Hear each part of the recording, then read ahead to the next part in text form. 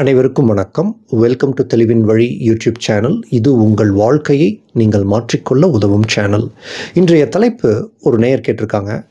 பிராணாயாமா மற்றும் தியானம், மெடிடேஷன், இவை நம்மளுடைய ஆன்மீக வாழ்க்கைக்கு எவ்வாறு உதவுகின்றன அப்படின்னு கேட்டிருக்காங்க.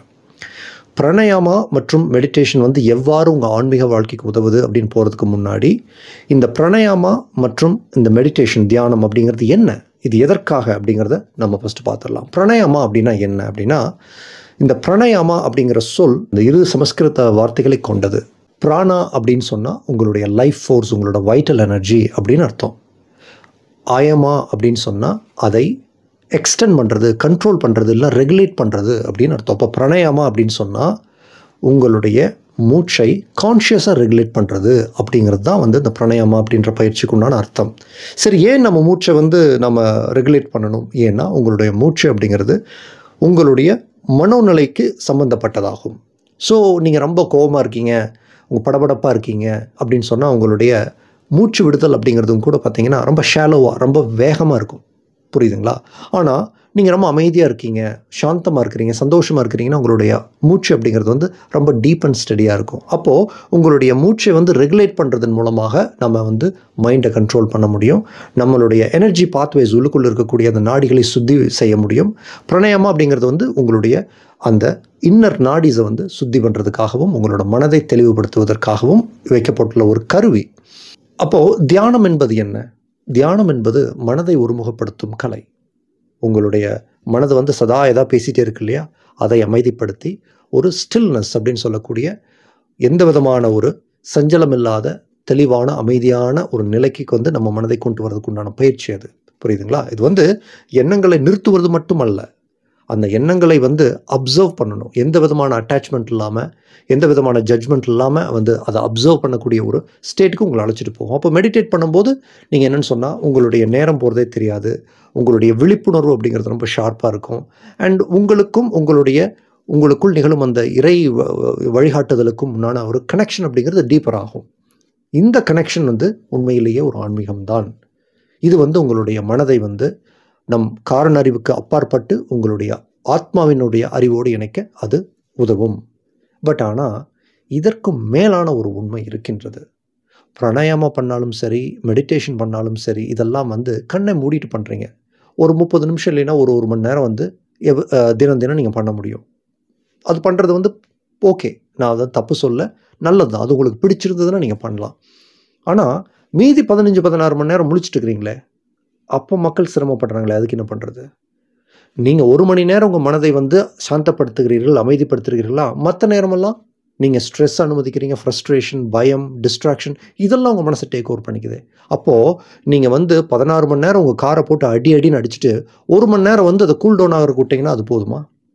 அப்போது காரை எப்படி ஸ்மூத்தாக ஓட்டுறதுன்னு தெரிஞ்சுக்கிட்டிங்கன்னா உங்களுக்கு இதை விட பெட்டராக இருக்கும் இல்லையா? அப்போ ஸ்பிரிச்சுவாலிட்டிங்கிறது வெறும் கண்ணை மூடிட்டு பண்ணக்கூடிய தியானம் மட்டுமே அந்த ஆன்மீகம் கிடையாது. நீங்கள் கண்ணை திறந்து கொண்டு செய்வதிலும் அந்த தியானம் இருக்க வேண்டும். அப்போ உண்மையான ஆன்மீகம்னா என்ன? உண்மையான ஆன்மீகம் அப்படிங்கிறது ஒரு ஒருங்கிணைவுன்னு சொல்லுவாங்க. உங்களுடைய உடல், மனம், ஆன்மா, இந்த 3க்கும் உண்டான ஒருங்கிணைவுக்கு பேர் தான் ஆன்மீகம். அப்போது இது உங்களுடைய மனம் என்பது உங்களுக்குள் நிகழும் அந்த உள்ளுணர்வின் வழிகாட்டுதலோடு ஒரு ஒருங்கிணைவுக்கு வர்றதுக்கு பேர் தான் அந்த அந்த அலைன்மெண்ட் அப்படின்னு சொல்லக்கூடியது. அப்போது உங்களுக்குள்ள எப்போவுமே இறை வழிகாட்டுதல் நிகழ்ந்து கொண்டே தான் இருக்கிறது. அது ஒரு குறிப்பிட்ட அலைவரிசையில் இருக்குது. இப்போ உங்கள் மனதின் அலைவரிசை என்பது உங்களுடைய நம்பிக்கைகளால் தீர்மானிக்கப்படுது. அந்த மனதின் அலைவரிசை உங்களுடைய இறை வழிகாட்டுதலின் அலைவரிசையோட ஒருங்கிணைவுக்கு வந்துச்சுன்னு சொன்னால் நீங்கள் எப்போவுமே நேச்சுரலி இன்ட்யூட்டிவாகவே இருப்பீங்க. ஒரு சித்தர் போல் க்ரியேட்டிவாக இருப்பீங்க, சந்தோஷமாக இருப்பீங்க, கொண்டாட்டமாக இருப்பீங்க. நீங்கள் ஸ்பிரிச்சுவல் அலைவாக இருப்பீங்க. அதாவது ஆன்மீகம் விழிப்புற்ற நிலையில் இருப்பீங்க எப்போவுமே. இந்த அலைன்மெண்ட் நீங்கள் கண்ணை மூடி உட்கார்ந்தா மட்டும்தான் கிடைக்கும் அப்படின்றது கிடையாது. உங்களுக்கு பிடிச்ச விஷயங்கள், ஆர்வம், உற்சாகம் தரக்கூடிய விஷயங்களை நீங்கள் செய்யும் போதே உங்களுடைய மனமானது உங்களுடைய இறை வழிகாட்டுதலோடு ஒருங்கிணைக்கு வந்துடும். அதனால தான் நீங்கள் உங்களுக்கு பிடிச்ச விஷயங்கள், ஒரு ஆர்வம் தரக்கூடிய விஷயத்தை நீங்கள் செய்யும்போது, ஆத்மார்த்தமான திருப்தி தரக்கூடிய விஷயங்களை செய்யும்போது நீங்கள் தியான நிலையில் தான் இருக்கிறீங்க, தியானம் தான் செய்கிறீர்கள். அப்போ உங்களுடைய பிரெத்தும், அதாவது உங்களுடைய மூச்சு பயிற்சியும் பார்த்தீங்கன்னா காமாக தான் இருக்கும், ஸ்டெடியாக இருக்கும், ஒரு அலைன்மெண்ட்டில் ஹார்மோனியஸாக இருக்கும், உங்களோட எனர்ஜியும் ப்ராப்பராக இருக்கும். ஸோ இது அப்படிங்கிறது என்னென்னா உங்கள் வாழ்க்கையே ஒரு பிராணாயாமா பண்ணுற மாதிரி தான். இப்போது நீங்கள் கண்ணை மூடிக்கொண்டு செய்யும் தியானத்துக்கு இவ்வளவு ஃபோக்கஸ் கொடுக்கறது தேவையில்லை. அதில் மட்டும் ஃபோக்கஸ் கொடுக்காதீங்க. கண்ணை திறந்து கொண்டு 15 மணி நேரம் 16 மணி நேரம் ஒரு வாழ்க்கை வாழ்கிறீங்க இல்லையா, அதில் நீங்கள் அலைன்மெண்ட்டில் இருக்கீங்களான்றது தான் மிக முக்கியம். ஏன்னா உங்களுக்கு தியானம் பிடிக்கலைன்னா தியானம் பண்ணணுங்கிற அவசியம் கூட கிடையாது. படுத்தோட தூங்கிடலாம். அப்போ கூட உங்கள் மனதிற்கு வந்து ரிஃப்ரெஷ் ஆகிடும், ரெஸ்ட் கிடைக்கும், எல்லாம் கிடைக்கும். ஆனால் அந்த 16 மணி நேரம் எப்படி வாழ்கிறீங்கன்றதை பொறுத்து உங்களுடைய குவாலிட்டி ஆஃப் லைஃப் மாறும். ஸோ அப்போ உங்களோட வாழ்க்கையே தியானமாக மாற வேண்டும். உங்களோட பேஷன் அப்படிங்கிறது உங்கள் வழியாக மாற வேண்டும். உங்களுடைய மூச்சு பயிற்சி அப்படிங்கிறது வெறும் பியூராக இருக்கிறது ஒரு 30 நிமிஷம் மட்டும் இல்லை. உங்களுடைய காலையிலிருந்து நீ நைட்டு தூங்குற வரைக்கும் அது அப்படி இருக்கணும்.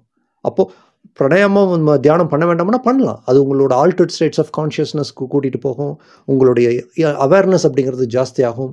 ஆனால் உங்களுடைய ஆன்மீக வளர்ச்சிங்கிறது அந்த 1 மணி நேரத்தோடு இருக்கக்கூடாது. ஆன்மீக வளர்ச்சி என்பது 24 மணி நேரம் இருக்க வேண்டும். இல்லைன்னா விழிப்புடன் எப்போ இருக்கிறீங்களோ அப்போல்லாம் நீங்கள் இருக்கணும்.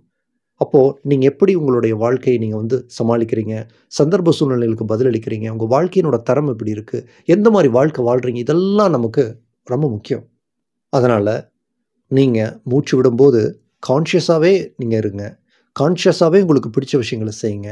அதுதான் உண்மையான தியானம். அதுதான் உண்மையான பிராணாயாமா. அதுதான் வந்து உண்மையிலேயே நீங்கள் ஆன்மீகவாதியாக இருப்பதற்குண்டான அடையாளம். வெறும் அரை மணி நேரம் 1 மணி நேரம் மட்டும் கிடையாது. அப்படிங்கிறது தான் வந்து என்னுடைய மெசேஜ். இதில் உங்களுக்கு வேறு ஏதாவது கேள்விகளோ சந்தேகங்களோ இருந்ததுன்னா கமெண்ட் செக்ஷனில் டைப் பண்ணுங்கள். உங்களுடைய பர்சனல் வாழ்க்கை சம்பந்தமான கேள்விகள், ஆலோசனைகள் அப்படின்னா அதுக்கு நீங்கள் என்கிட்ட ஒரு கவுன்சிலிங் செஷன் புக் பண்ணிக்கலாம். என்னுடைய வாட்ஸ்அப் நம்பருக்கு ஒரு டெக்ஸ்ட் மெசேஜ் அனுப்புங்க. கவுன்சிலிங் என்பது ஃபோன் மூலமாக, இது கட்டணத்துக்குரியது. உங்களுக்கு மீண்டும் ஒரு நல்ல ஒரு வீடியோவில் மீண்டும் உங்களை நான் சந்திக்கிறேன். உங்களுடைய பொன்னான நேரத்துக்கு என்னுடைய மிக்க மகிழ்ச்சி. Thank you very much for your time.